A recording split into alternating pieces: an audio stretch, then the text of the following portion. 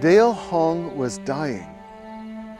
Though he was only a young man, both of his kidneys were failing, and the local doctor could do nothing more to help him. He told Dale to go to the hospital in Yangon, the largest city in Myanmar, and to bring a lot of money. But Dale did not have enough money. He already spent everything on his medical care. Dale had grown up as a Baptist in a Buddhist village, but betel nut and smoking had ruined his health and his spiritual life. He felt powerless to overcome his addictions, but now that his health was failing, Dale realized God was his only hope. He pleaded with God, "If I stop these bad habits, please heal my kidneys." He prayed that God would give him the strength to stop his bad habits and to heal his kidneys. And God answered. In the weeks that followed, Dale discovered new strength. He gave up betel nut. He quit smoking.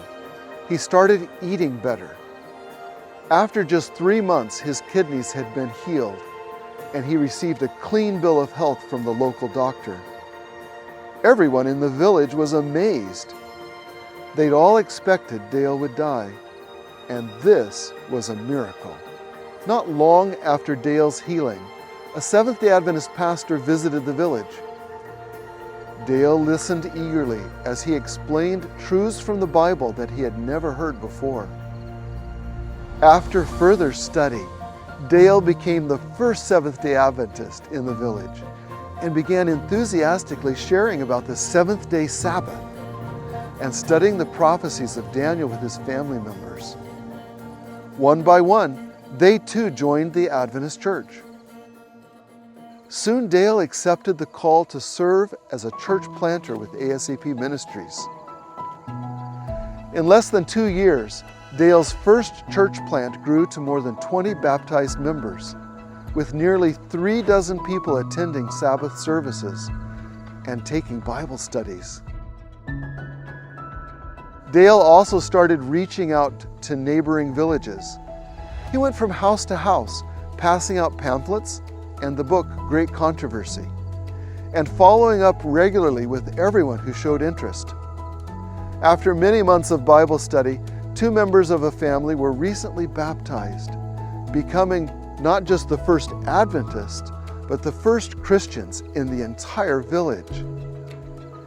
Dale's personal testimony and the experience of leading others to Christ has grown his faith. The life of a missionary can be difficult sometimes. After spending all he had trying to recover his health, and now working on a modest church planter stipend, Dale's family had faced their share of financial challenges. One day, after learning of a neighbor in need, Dale asked his wife, "How much rice do we have left?" She went to the kitchen and returned with a worried look on her face. 2 kilos. Dale knew that they didn't have money to buy more food, but he felt impressed to share a kilo of rice with his neighbor. His wife got upset over his faith and generosity. She feared that they would not have enough, but Dale believed that God would provide.